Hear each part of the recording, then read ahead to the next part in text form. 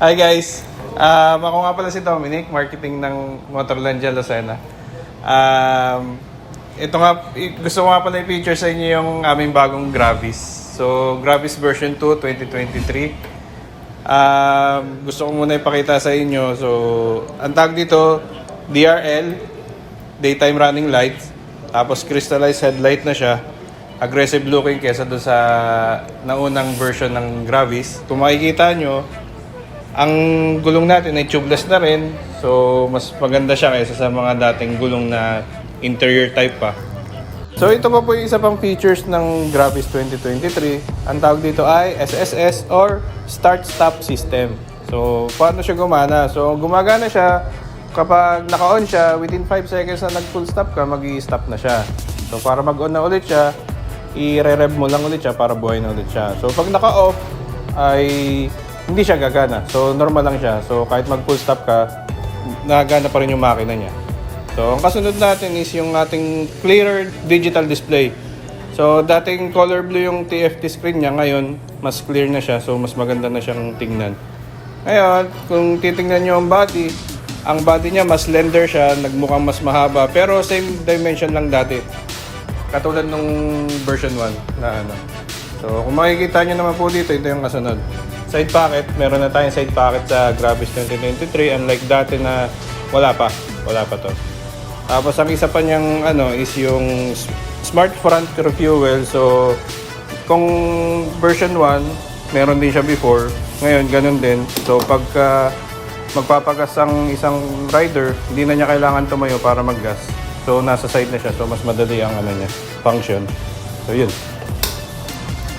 So, meron pang isang feature si Gravis version 2. It's yung hazard. So, mas maganda siya lalo na pag naka-park tayo sa isang tabi. Hazard tayo para iwas ang Tapos, ang isa pa niyong feature is yung ating charging port. Although, yun nga, wala pa siyang bibilan na lang siya ng customer ng adapter para sa charging. So, kaya nagkaroon na tayo dito ng bulsa. Para doon ilalagay yung cellphone pag mag-charge. May option siya. So, isa pang niya is yung maganda kay Gravis kasi Y-connect na rin siya. Katulad din ng mga Aerox or NMAX. So, tapos pagdating natin dito sa U-Back, storage capacity niya.